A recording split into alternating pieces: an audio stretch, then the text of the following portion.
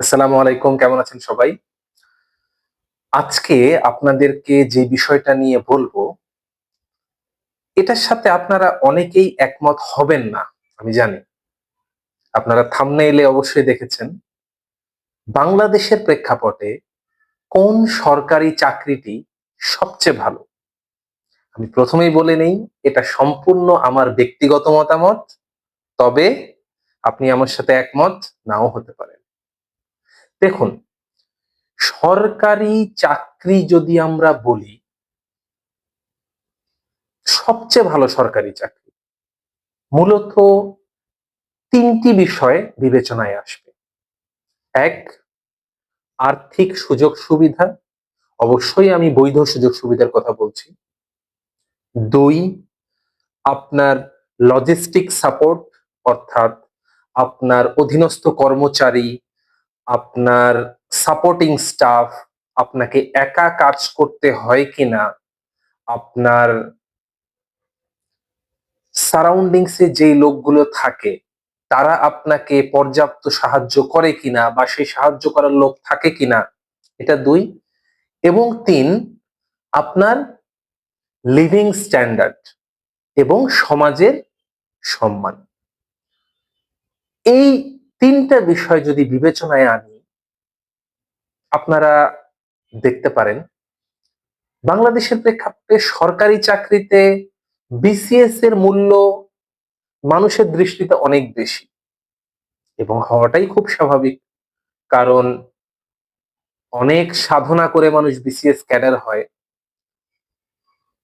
তো আমি আমার এই ৩ টা ক্রাইটেরিয়াতে শর্টলিস্ট করে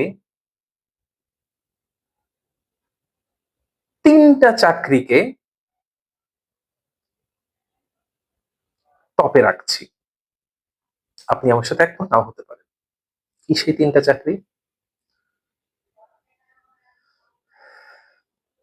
ক্যাডার সার্ভিসে যদি বলি, সহকারী কমিশনার ও এক্সিকিউটিভ ম্যাজিস্ট্রেট, অ্যাডমিন ক্যাডার। অত্যন্ত চাহিদার একটা চাকরি, অত্যন্ত আকাঙ্ক্ষিত একটা চাকরি। কিন্তু এই চাকরিতে আপনি সরকারি বেতনের বাইরে এন্ট্রি পদের কথা বলছি। ভবিষ্যতে সচিব সেটা আলাদা ইস্যু। আমি এন্ট্রি পদের হিসাবেই কিন্তু সব চাকরিগুলোকে আপনাদেরকে বলছি। ডিসি অফিসে যে দায়িত্বটা পালন করতে হয় সহকারী কমিশনার এক্সিকিউটিভ ম্যাজিস্ট্রেটদের, সেজন্য হয়তোবা তারা সরকারি যে বেতন পায়, সাথে কিছু এক্সট্রা ভাতা বলতে হয়তো মিটিং এ থাকলে মিটিং ভাতা কিছু পেতে পারে এবং তারা যখন মোবাইল কোর্ট পরিচালনা করে, মোবাইল কোর্টে প্রতি মাসে মোবাইল কোর্ট করার সাপেক্ষে তারা একটা নির্দিষ্ট পরিমাণ ভাতা পায়। এই হচ্ছে আর্থিক সুযোগ সুবিধা। এছাড়া এসএসসি, এইচএসসি পরীক্ষা, সেই পরীক্ষাগুলোতে যখন গার্ড দেয় বা সেই পরীক্ষার প্রশ্ন আনা নেওয়া করার জন্য বোর্ডে যায়, সেক্ষেত্রে একটা ট্রাভেল অ্যালাউন্স বা ভাতা তারা পায়। এই গেল মোটামুটি তাদের আর্থিক সুযোগ সুবিধার কথা। কিন্তু কাজের পরিবেশের যদি কথা বিবেচনা করেন, সকাল ৯টা, ইভেন অনেক সময় ৮টা থেকেও শুরু এবং ডিসি স্যার যতক্ষণ পর্যন্ত অফিসে থাকে তাদের ৫টা বলে কোনো শব্দ নেই। তাদের শুক্র শনি বলে কোনো শব্দ নেই। আপনি যেকোনো দিন যেকোনো সময় ডিউটিতে আপনাকে ডাকতে পারে এবং বিশেষ দিবসগুলো যেমন বিজয় দিবস, স্বাধীনতা দিবস, পহেলা বৈশাখ, এগুলোতে তো তাদের বিরাট কাজ থাকে। এটা একটা গেল।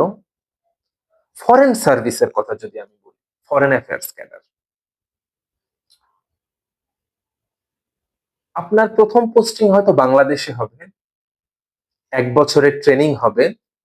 তারপরে যখন আপনি বিদেশে পদায়ন পাবেন, অফিস থেকে আনা নেওয়ার জন্য গাড়ি থাকবে, সেটা অ্যাডমিন ক্যাডারেও আছে, অনেক ক্যাডারেই আছে। তবে আপনার বাসা ভাড়া বা বাসা একটা ফ্যাসিলিটি, বাসার ফ্যাসিলিটি, এটা আপনি ফরেন সার্ভিস অ্যাফেয়ার্স এ পাবেন। এবং সবচেয়ে মজার বিষয় হলো বৈধ সকল বেতনের বাইরে ফরেন সার্ভিস ক্যাডারে আপনি প্রতি মাসে $1200, এখন ডলারের মূল্য 122 টাকা 23 টাকা, আপনারা হিসাব করেন 1200 × 122, এই টাকা আপনি প্রতি মাসে ভাতা হিসেবে পাবেন। সাথে বিনোদন ভাতা হিসেবেও কিন্তু কিছু পরিমাণ টাকা আপনি পেয়ে থাকেন। আবার এই যে ভাতাটা $1200, এটা কিন্তু দেশ ভেদে কম বেশি হতে পারে। এক এক দেশে এক এক রকম হয়, কিছুটা কম বেশি হয়, যেগুলোতে একটু কস্টলি বেশি সেগুলোতে একটু বেশি হয়। তো এক্ষেত্রে লিভিং স্ট্যান্ডার্ড, কাজের পরিবেশ, অফিসিয়াল টাইম, যে টাইমে ডিউটি সেই টাইমে হচ্ছে, আপনার কাজের পরিবেশ যথেষ্ট ভালো। আপনি বিদেশে কাজ করবেন, যে কোনো ফরেন কান্ট্রিতে একটা বৈদেশিক পরিবেশের সাথে আপনি অভ্যস্ত হবেন। তো আলটিমেটলি এইটা খুবই আরাধ্য একটা চাকরি এবং চাকরির পরিবেশের দিক দিয়ে এটা অত্যন্ত ভালো। আরেকটা চাকরি আছে বাংলাদেশে, সরকারি চাকরি। অনেকে হয়তো পুলিশের কথা বলবেন, এএসপির কথা বলবেন, কিন্তু পুলিশ সার্ভিসে আপনার দিনরাত বলে কোনো শব্দ নেই, আপনার ছুটি ছাটা বলে কোনো শব্দ নেই, আপনার প্রাইভেট লাইফ বলে কোনো শব্দ নেই, ফ্যামিলি লাইফ বলে কোনো শব্দ নেই। যারা পুলিশ সার্ভিসে আমার কলিগরা রয়েছে, আমার বন্ধু বান্ধবরা রয়েছে, তাদের থেকেই শোনা কথা, তাদের থেকেই জানা কথা, এবং আমি দেখি, তো তাদের সাথে ট্রেনিং করেছি, দেখি। আরেকটা চাকরি যেটা আমার দৃষ্টিতে বাংলাদেশে ওয়ান অফ দ্য বেস্ট চাকরি, বাংলাদেশ ব্যাংকের সহকারী পরিচালক।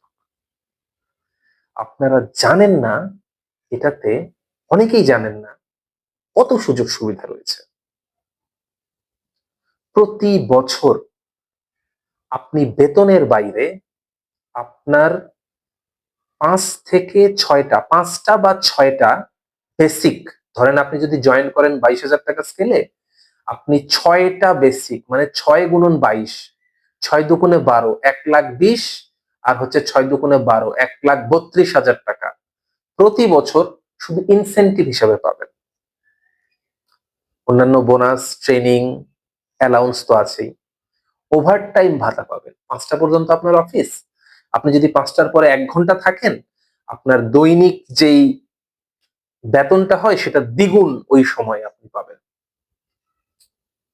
এবং সবচেয়ে আকর্ষণীয় যে ব্যাপারটা সেটা হচ্ছে 1,20,00,000 টাকা স্বল্প সুদে, আমি যতটুকু জানি 1% বা 2% এইরকম হারে তারা হাউস লোন পায়। আনবিলিভেবল, এটা আর বাংলাদেশে কোনো সার্ভিসে সম্ভব না। আমরা ক্যাডার সার্ভিসে যারা আছি তারা সর্বোচ্চ, এটা অ্যাডমিন, পুলিশ, ট্যাক্স সব ক্যাডারের কথাই বলছে, 60,00,000 টাকা সর্বোচ্চ হাউস লোন পাওয়া যায়। তারা পায় 1,20,00,000, অর্থাৎ ডাবল।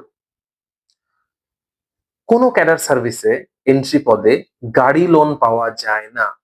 শুধুমাত্র উপসচিব হলে, উপসচিব পদের জন্য আপনি গাড়ি লোন পাবেন 50,00,000 টাকা। কিন্তু বাংলাদেশ ব্যাংকের এডি পদে আপনি 2 বছর চাকরি করার পর যখন আপনার চাকরি পার্মানেন্ট হবে, আপনি 30,00,000 টাকা গাড়ি লোন পাবেন। এটাও খুবই কম পরিমাণ সুদে। তাহলে আপনি চিন্তা করেন, 30 প্লাস 1,20,000, 1,20,00,000, 1,50,00,000 টাকা আপনি লোন পাচ্ছেন সরকার থেকে, মাত্র যদি আপনার চাকরির বয়স 2 বছর হয়। আর সম্মানের কথা বলছেন, বাংলাদেশ ব্যাংকের সহকারী পরিচালকের চাকরি বিভাগীয় শহরগুলোতে ম্যাক্সিমাম, 2-1টা জেলায় হয়তো বাংলাদেশ ব্যাংকের পদ আছে। এছাড়া সকল ব্যাংকের উপরে তাদের তদারক থাকে, সকল ব্যাংকের উপরে তাদের একটা খবরদারি থাকে,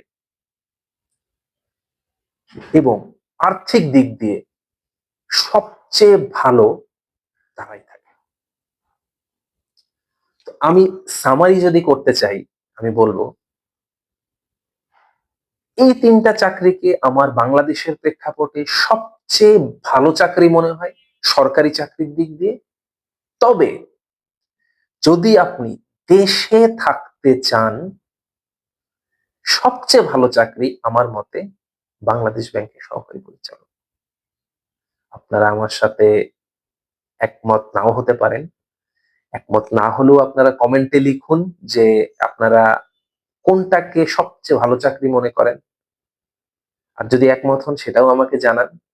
আমি আপনাদের কমেন্টের অপেক্ষায় থাকব। এটা সম্পূর্ণ আমার ব্যক্তিগত মতামত। আপনাদের মতামত আমার চেয়ে ভিন্ন হতেও পারে। তাহলে ভালো থাকবেন। দেখা হবে সামনের ভিডিওতে অন্য কোনো টপিক নিয়ে। আসসালামু আলাইকুম।